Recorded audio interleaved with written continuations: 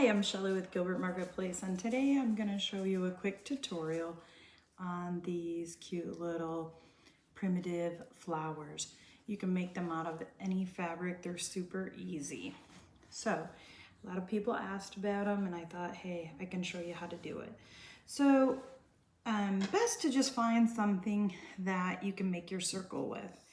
And I'm going to use this just because I want it to be about 4 or 5 inches. And then I'm going to use a paint cap to make my center. You can kind of just put it like that and kind of see that that will give it enough on the edges and the center. So what you'll need is a marker, and we're going to just draw a line around our fabric. Now, this fabric, I'm going to show you. What I did is I folded it 4 ways, okay? So I just cut a strip and then I folded it in half, just like that, and folded it again, okay? So we want 4 layers. Any way you want to accomplish that, that's fine, okay? And then you'll cut out your circle. Just make it nice and neat. Doesn't have to be perfect because obviously we want it to kind of look primitive, which is not a real perfect look. Okay.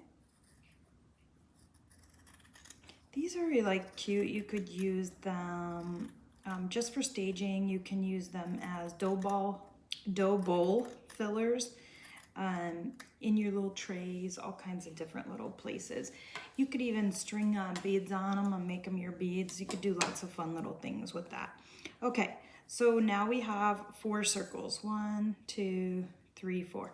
And honestly, you could do more layers, whatever you want. Makes it super cute. Okay, and then we'll need one for our center.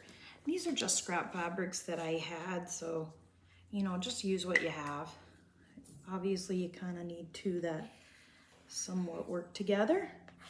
And we're just going to go around that with my marker and make my circle there. All right, and we'll just cut that out also. I'm just going to cut that off there. And we'll just make it a little circle. Using good fabric scissors is kind of a must. I feel like if you're cutting fabric, you know how it is. If you have some dull scissors, it doesn't work too good. You could even use pinking shears with these. That would be super cute too.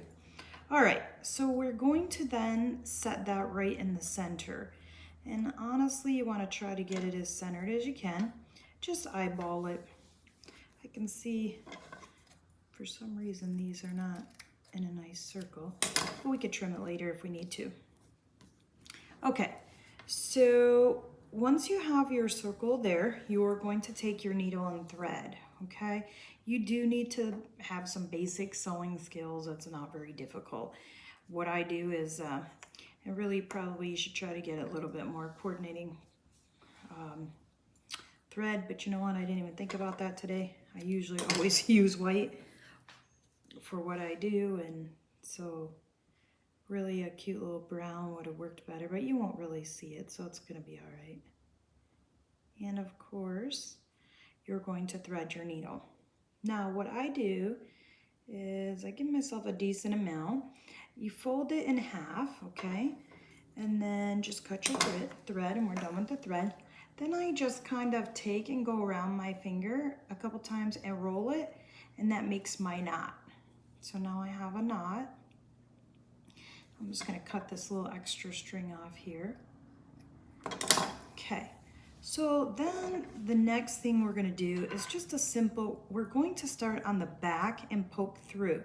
Now, we do want to come in just a little bit, because we are obviously going to stuff it, and we don't want, we're just going to go in and out. And sometimes I'll just go in, out, in, out. But we want to give it a little edge only so that it won't rip. But I mean, this is just simple in and out all the way around. It's not real, you know, difficult sewing here. So that's why I said pretty basic. People say I don't know how to sew. If you can't really do that, you know, maybe we got some issues here, but it's just basic sewing. All right, my dog must hear somebody. Okay, and so we're going to just continue right around the circle. Rocky boy, what's your problem? Okay, so where you got this, just kind of like that. Shh, shh, shh, shh. Quiet. And then we'll just come right around, right to about there. Now we're going to leave enough for like your 2 fingers because obviously that's where we're going to stuff it. So we're going to use a little fiber fill and we're going to put that in there before we finish sewing the whole entire thing. That's our back, and then this is our front, obviously with the little circle. Okay, so we want to get that pretty full. We'll just kind of push to the side and we'll put a little more. This is, you know, nice, easy sewing project. Nothing too difficult. All right, let me just put maybe a little tad more. You know, the harder the center, the better the flower looks. Okay, gives a little more texture. And we're just going to shove that little bit in there. And then we will finish getting that sewed up. So then just take your string and pull that again tight and continue with going around your flower. Like I said, leave a little edge so that it doesn't fall out with all that stuffing, because you know clearly I put a lot in there. Okay, and then what I would recommend is just going 1 or 2 stitches past your knot just to give it some extra security here. Okay, so I'm right there, and then what I do is I go through there and come back through on the back next to the knot. Hopefully you can see this good. I just put a little through the fabric. I'm not really going through the front, and this is how I'll finish it off with the knot. And then before you pull it all the way through, just make it tight and do it a couple times. That's how you finish it off so that it won't break. So we'll just put it through just a little. It doesn't have to go all the way through the front. And then just loop it through your hole and pull it tight. So I usually just do 3 of those. Probably not even necessary, but I just don't want it to fall apart. Okay, so then once that's done, you can kind of see, it's not the greatest on the back, but you will not see it when we get done. Obviously, if you use matching thread, you wouldn't probably see it at all.